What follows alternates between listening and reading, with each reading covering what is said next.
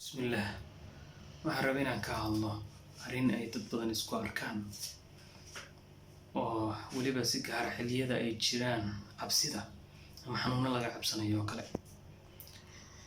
Waxaa ka mid ah xanuunadaas oo hadda matalan tusaale waxa uu ah xanuunka coronavirus oo dadka inta badan ay cabsi mudan ka muujinayaan. Marka dad qaybtooda ayaa waxaa lagu arkaa inay calaamadihii aruursadaan kadib markay barteen calaamadihii inay maskaxdii ku aruuriyaan.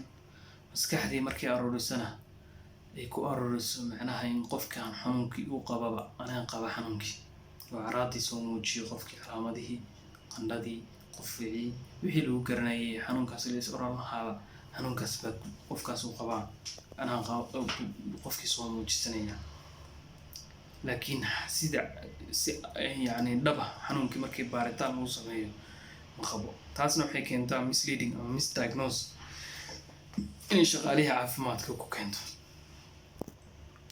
Marka qofkii wuxuu noqonayaa qof inuu xanuunkii qaba oo kale iyuu calaamad ahaan xanuun ahaan wixii oo dhan markii la eego u noqonaya, laakiin xanuunkii ma jiraan.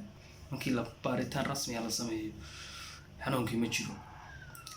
marka qofkaas wuxuu u baahan yahay la talin xagga caafimaadka dhakhaatiirta ku takhasustay cilmi nafsiga ama psychiatric consultation wax loo yaqaan ayuu u baahan yahay.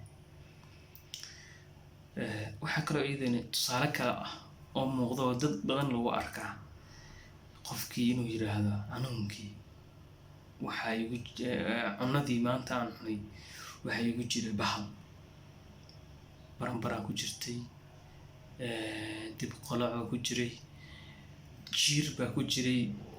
marka inuu qofkii sidaa aan aamino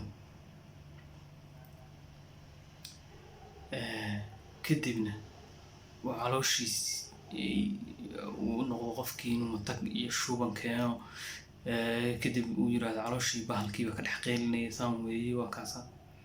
marka sidaas oo kale isagana wuxuu u baahan yahay dhakhtar la talin xagga caafimaadka maskaxda. dhakhaatiirta maskaxda ku takhasustay si gaar ah dhakhaatiirta psychiatric ayuu u baahan yahay qofkaas ama cilmi nafsi ahaan in loo daweeyo ayuu u baahan yahay.